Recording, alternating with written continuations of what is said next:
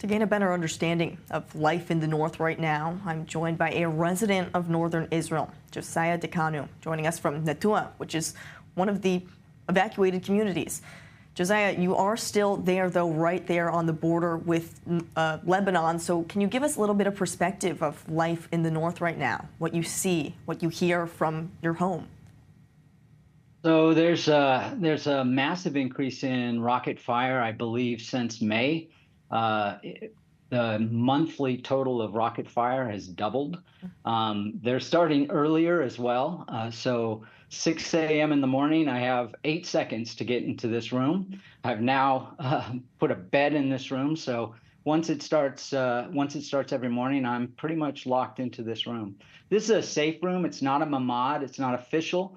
But this wall is good and that wall is good, so we could take about everything but a direct hit. And you feel comfortable, you feel safe, even though the majority of the residents, what does it look like out there? Are you one of the only ones that has returned home, or are other people still wary to be up there? Yeah, so no, I don't feel safe by any means. And my family, I wouldn't bring my family back here. My family and I have been evacuated. I stay up here and I help out. We've got neighbors that stay up here, and I want to be here to help. But I'll tell you that there's a lot of talk on what's going to bring people up here. There's been an initiative. Most of the houses up here don't have official mamads or bomb shelters. And there's an initiative to get that started, but it just keeps getting delayed. And it's like, when are they going to put in bomb shelters, like after the war? And what good would that do us? And so that's sort of the thing that most of the people up here that stay up here are really trying to champion, is let's start now. If you want to bring people back, we need security, and you don't have a bomb shelter, you're not bringing your kids back, and we're in jeopardy of losing the north, even, and not just because of Hezbollah, but because of people like the guest you had on that said she can't imagine bringing her children back here.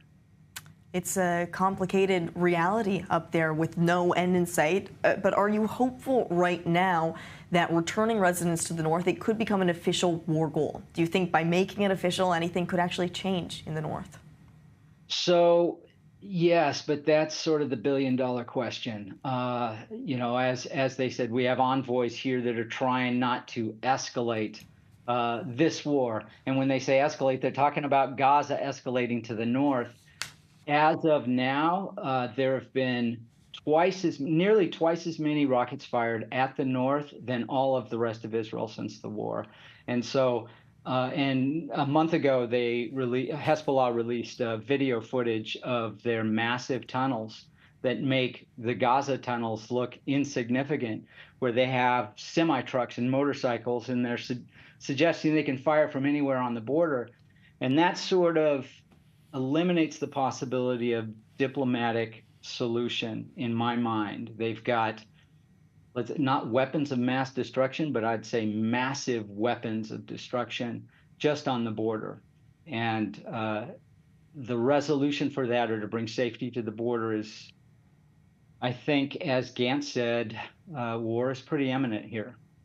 It certainly seems that something needs to change there on the northern front. Josiah Dekanu, thanks for giving us some perspective of what life is up in northern Israel right now. Thank you. Thank you for having us.